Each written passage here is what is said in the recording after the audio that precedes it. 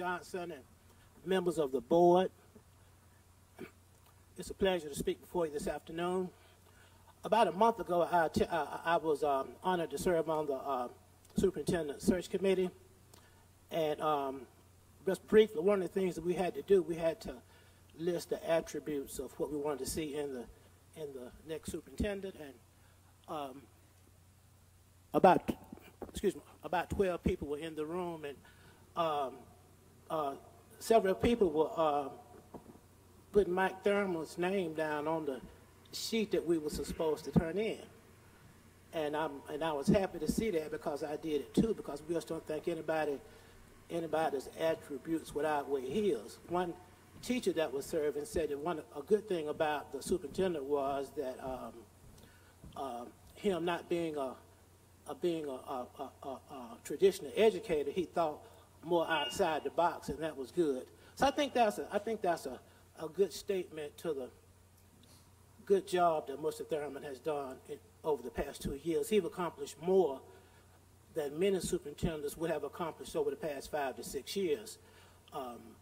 The graduation rate is higher. I believe the achievement rate is going up, and the budget had a deficit, but now I believe it has a surplus. So we are hoping that at some point Mr. Thurman would change his mind and continue to stay with the DeKalb school system for at least 3 or 4 more years or more.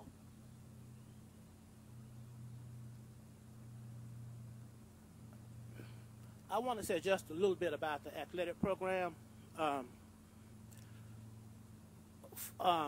Football players and other students, high school athletes, are spending more time in the afternoon during weekdays on the practice field and in the gym than they are at home studying and preparing for the next day. And that's just something, there's something wrong with that. I had but I am happy, you know, at the number of scholarships that our athletes did get. However, there was a young lady who lives in my neighborhood, and she was a state champ at Redan High School, and she was only able to make a 2.5 GPA overall or less. And she got a partial scholarship. Family was not able to fund the rest of it. So that was 2 years ago, and she that broke her heart and mine too, because I really wanted her to have a chance to go to college, and she didn't. So I just want to encourage you to really take a close look at that. I have emailed the athletic director, and I spoke with Mr. Johnson about it. He and I agree. Is that my time? But anyway, please take a look at it, and thank you. Thank you very much, Mr. Sims. This is Maureen Booker-Brown.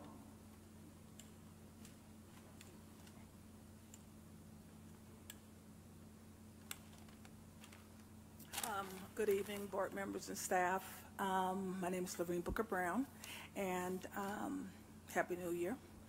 I wanted to start off with a positive before I communicate my concerns. My positive is that my daughter, who is a DeKalb County School graduate of Pomona College, full ride, was recently accepted at Brown University, MA program in humanities with a full ride. They're paying for her to come. So that scholarship's only given to one person every year, and my baby got it.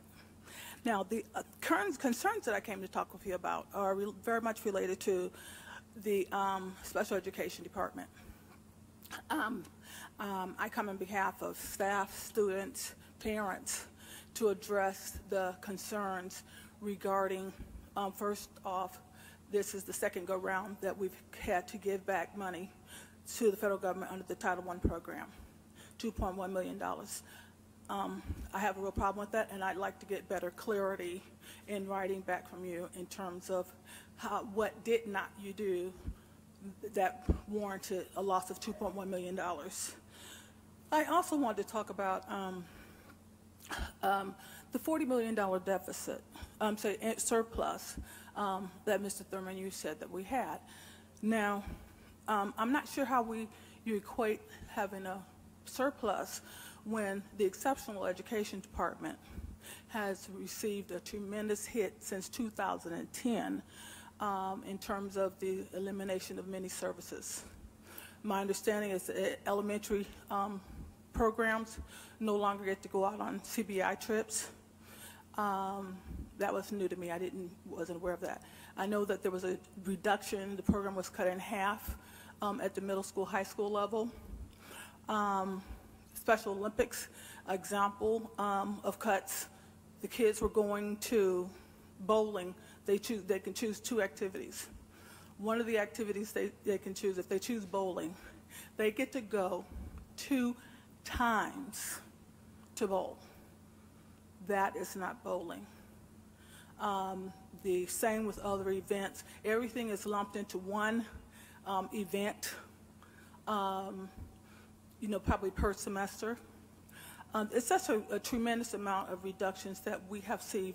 And at this time, we want to recommend and request that, Mr. Thurman, that you meet with us, the special education community and your staff, to address those concerns in more detail with us. So, thank you very much. Thank you very much, Mrs. Brown.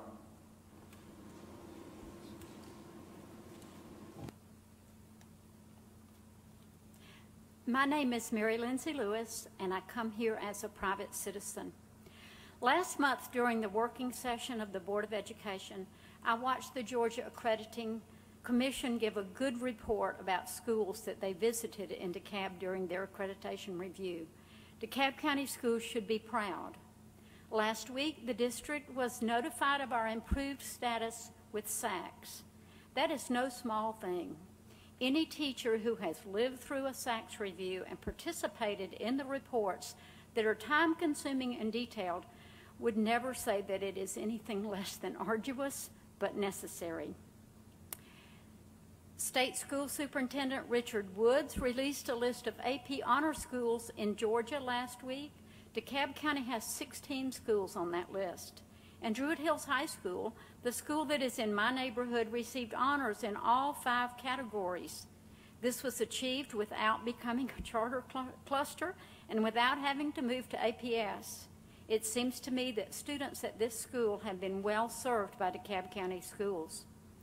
Last week I learned that we have 2 teachers, one from Fernbank Science Center and one from Kittredge, who have been selected for a program through NASA that I don't understand well enough to explain, but I know it's a really good thing.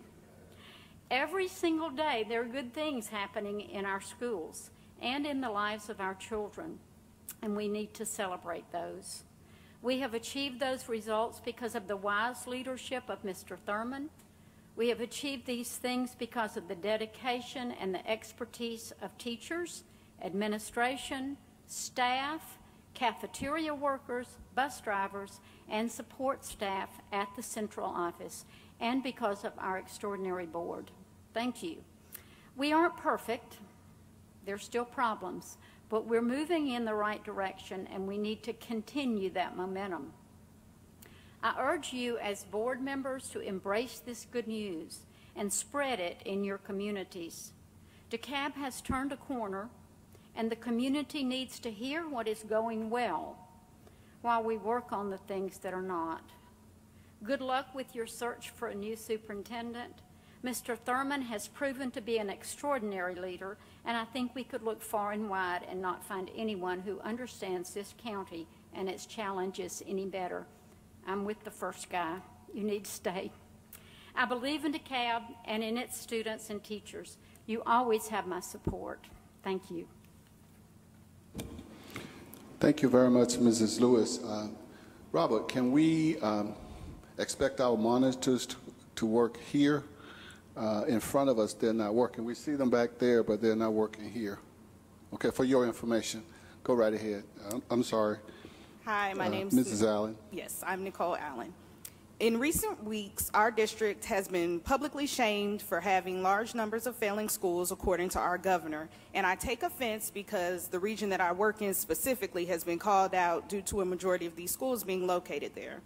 And I'm not sure the district's official stance on the proposed Opportunity School District, but I'd like to share my stance with you. And so my comments are coming as a proud teacher of what is considered a failing school. I actually find no fault with the governor's office for calling out schools with low achievement. Those who truly care about their students will welcome that spotlight anyway, but I'm concerned that the move is just another way to justify mass privatization of public schools. And it's my hope that as a county we oppose creating any new level of bureaucracy in our schools. Every teacher and principal in a failing school knows exactly what is needed to turn their school around. And I believe our district should encourage the governor to fund the necessary innovations that are needed for failing schools, because current funding formulas and limitations on where certain dollars are spent is insufficient. And this is an issue of equity versus equality. Failing schools are in need of something altogether different than other schools. My region, Region 5 in particular, I think, and it's just my opinion, would be best served with community schools that offer wraparound services. And full-service community schools are schools that provide comprehensive academic, social, and health services for their students, their family members, the community, and it results in improved educational outcomes for children. And the Coalition for Community Schools website has lots of detailed information about how they work, how they put together. These schools, though, would need to be staffed appropriately to ensure safe and orderly learning environments and to ensure that there's appropriate personnel to provide intervention and acceleration services for our students. And it might even be helpful to consider monetary incentives for people that work in failing schools in order to attract and retain quality teachers in these difficult teaching situations. It doesn't take a panel or a commission to solve the problem of failing schools. You simply should just ask the people that work in these environments. We have a long list of ideas to improve our schools, but we're often told that there's just no money there to fund them. So if the governor is sincere in improving schools, I think we should pressure him to pay for the innovation and the flexibility that's needed. Thank you so much for your time. Thank you very much, Mrs. Allen, for your comments. Good evening. My name is Wendell Muhammad. I'm a parent of a 7th grade at Chapel Hill Middle and a senior at Columbia High School. I'm here today because I'm always, just like you and all other parents, we're concerned about our children, which are our future. You know, 30 years ago, someone could come out of high school or either drop out, get a job in a factory, and live the rest of their life and don't worry about anything. But 30 years since 1981 on the Reagan Initiative, we lost over 4,000 factories closed, 8 million jobs have been lost. So coming out of school today, there's no guarantee a job is going to be there no matter what kind of degree you have. So I'm here really today just to thank our superintendent, Michael Thurman, particularly with the initiative with the McNair College and Career Academy. You know, I respect and admire anyone who has enough wisdom to go look at successful models if it's working, and I encourage all of them, the board, to do the same. So I just really just start getting information on the College and Career Academy, and I think it's somewhat of a model after what's going on out in Rockdale. So I said again, it takes wisdom to go and study successful models and duplicate that and make, if it works for somebody else, it will work for us. And then lastly, on that same note, I want to know what can I do and what can we do as a community to help facilitate the finality of this initiative before our superintendent is no longer superintendent, if he's not going to be here next year. Because we need that, because our children need to come out of school with an ability to work for themselves if there's no jobs for them out there. So I do just applaud and thank you, Mr. Superintendent, for having that wisdom to understand the time and what is needed for our young people. And then lastly, I'd like to request, as a solution to the problem with our young people, particularly the black male, I'm hoping, if you all are not already considering it, we need to have single gender schools that specifically focus on the unique needs of our young people, male and female. And for the particularly the male academy, you know, I'd like to recommend, because I know we have many great administrators, teachers, principals, but I know in my district where my son's high school is, we have Dr. Ralph Simpson, who I find after watching him over the years, he's a I don't want to use the word expert, but he really knows how to reach, particularly that young black male. So I want you to really seriously consider a single gender school to reach and meet the needs of the young black male. Thank you. Thank you for your remarks, Mr. Muhammad. The next five, Mr. John Evans, Ms. Deborah Jones. I'm going to take a stab at this. Mr. Darney Grogan Mohammed, Priscilla Davenport, and Keely Clayton.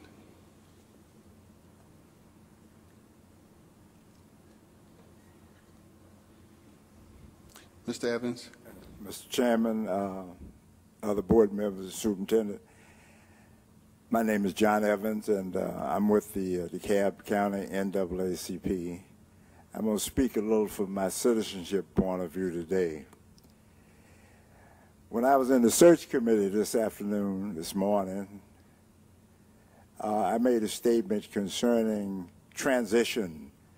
Since we've had such a good flow of progress in this county, and since we've felt pretty good about the leadership of the now superintendent, I didn't call any names in that meeting, but they kind of understood what I was talking about. But what I'd like to do now is I'd like to just ask the superintendent right now, if he was considered, would he stay on with the school system? Because I don't think we can afford to lose track of what's been going on in this county. I'm going to leave that right there. Number two, some time ago, there was a move on by some citizens to name Panthersville Stadium after Coach Buck Goffrey from South DeKalb High School. And I'm just asking the question, where is that process now? And thirdly, the first time I came here today for the 2 o'clock meeting, I said to myself, the seats are short. Undoubtedly not expecting too many folks to come and be here. So at least we ought to be concerned about the citizenry who might decide to come so we can have adequate seats for them to listen to the deliberations. And I think that's important. I know we probably don't show up as much as we should show up at the 2 o'clock session, but nevertheless, you ought to be prepared to deal with any of us who show up. And so that was my first lesson. When I walked in, I just said to myself, uh-oh, I wonder where we're going to sit. But anyway, we all found a seat today, but I think that ought to be considered in these 2 o'clock sessions. Thank you so much. Thank you for your remarks, Mr. Evans.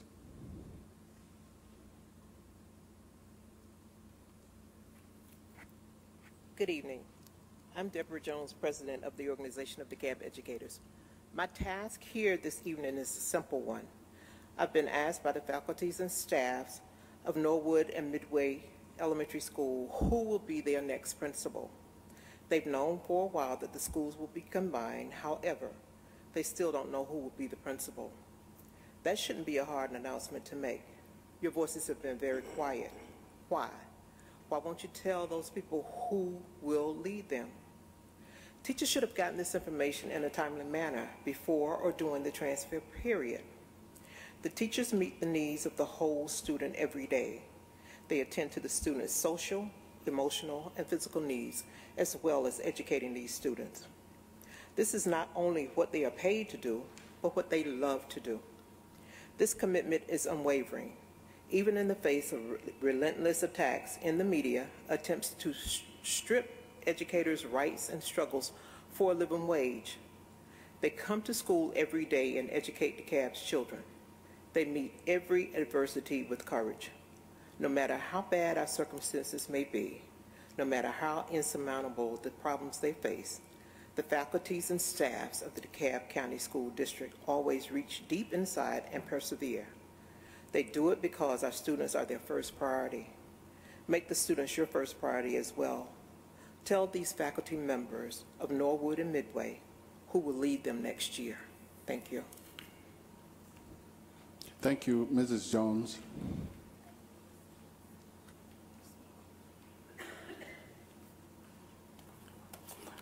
Good evening. I'm Donnie Muhammad. Ms. Turner, you met with me through the telephone. Dr. Johnson, you met with me through the telephone. And Ms. Merlin, Dr. Merlin, met with me through the telephone. Pertaining to my son at Chapel Hill Middle School, another black male.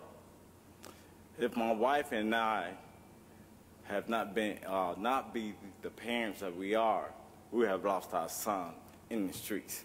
But that's not the case here. I am a father of 12 children. 8 of those children, I'm sorry, 7 of those children came out of the DeKalb public school system, and I have 4 more that's in the DeKalb school system. Listen, in November, Mr. Thummer, I asked in a letter form to meet with you right before the holidays, before they threw a rock and said my son had a knife at another student. Well, your knife. Good morning. How are They you never doing, found a son? knife. They searched his locker, searched him, body searched him, matter of fact. They found no knife, but yet my son found guilty. They recommended that my son go for 1 semester to open campus. Well, I haven't been there in a while, but it did not meet my needs.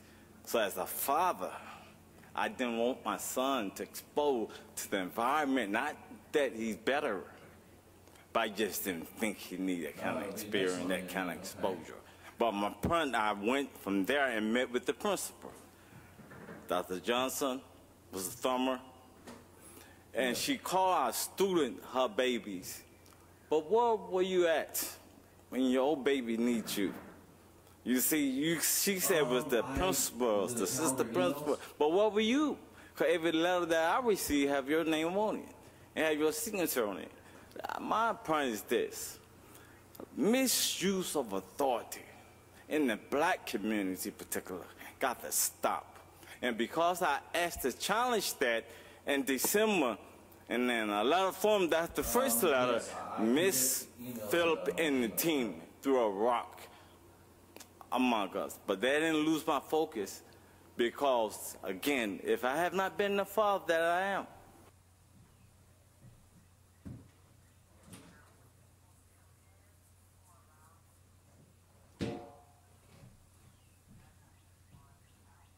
Wonderful.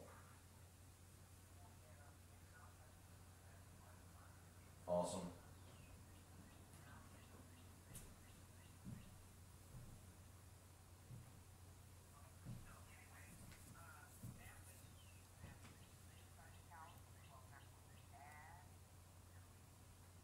McNair High School. And of course, you all know that McNair High School has a lot of challenges, but one of the things that we want the board to address in an urgent matter is the fact that to make McNair High School a college and career academy.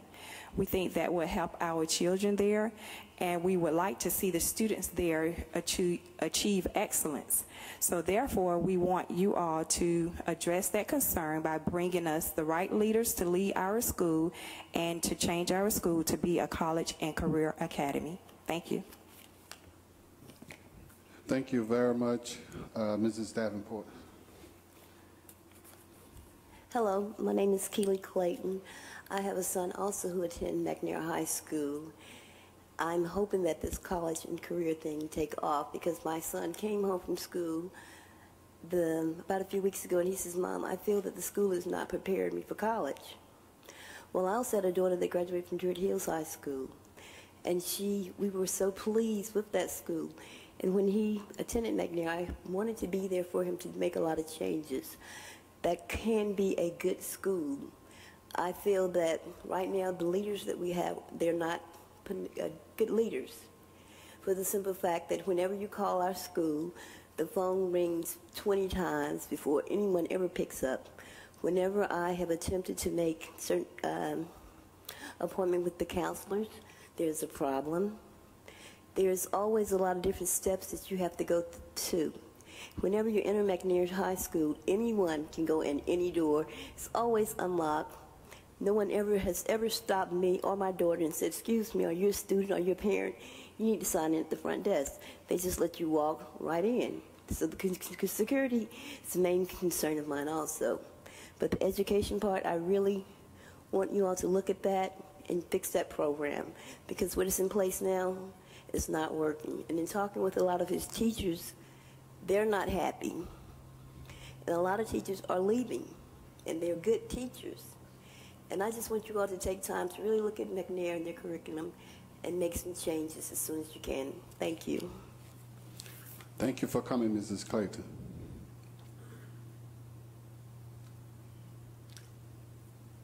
Holly Seal,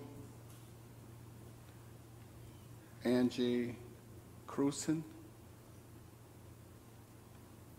If I didn't pronounce your name correctly, correct me once you get up.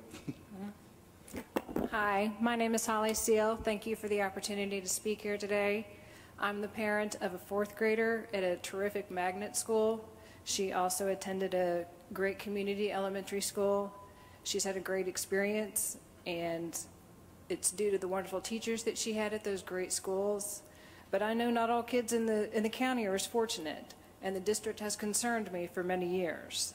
I'm now beyond concerned. I'm angry that the schools and the kids continue to not be the focus of the district. Over and over, we see adult issues take priority over the kids. First, at the last board meeting, the public was forced to hear personal grievances between members, and it was allowed to continue for over a minute. Is this not the behavior that contributed to part of the last board being removed and the county being put on probation? The board has a very difficult task ahead of it in selecting the most qualified person to be the next superintendent. Each member must put aside all differences to work together for this to happen.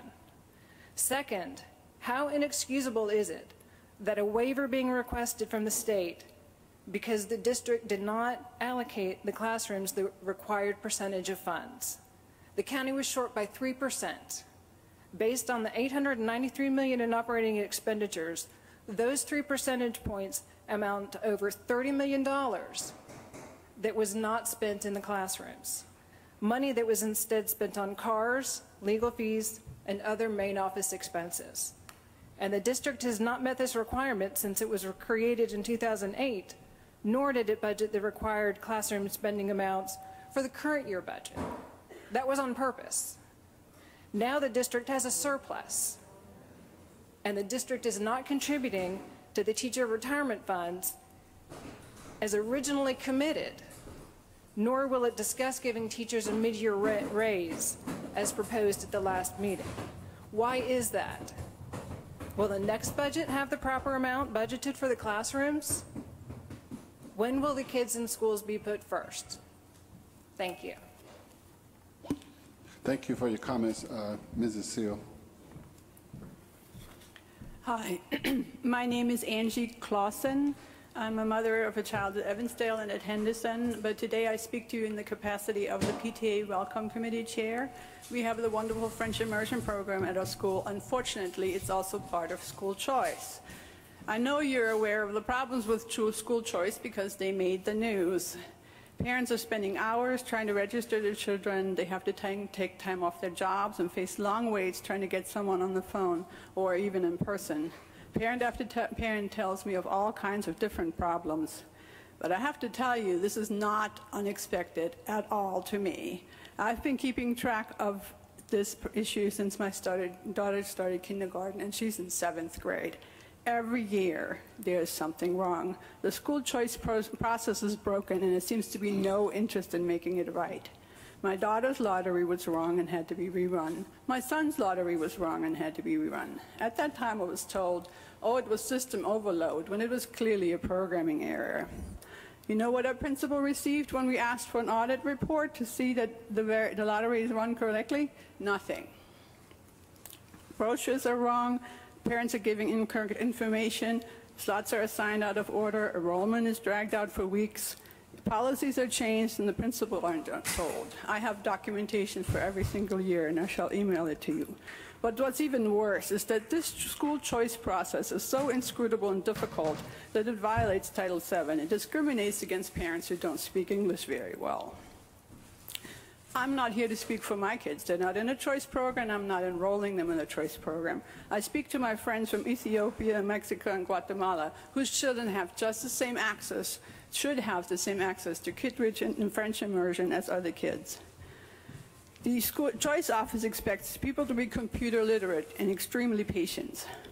If parents aren't and cannot use paper and wish to use paper forms, they have to take time off, find transportation, trek to their enrollment office to waste their precious time.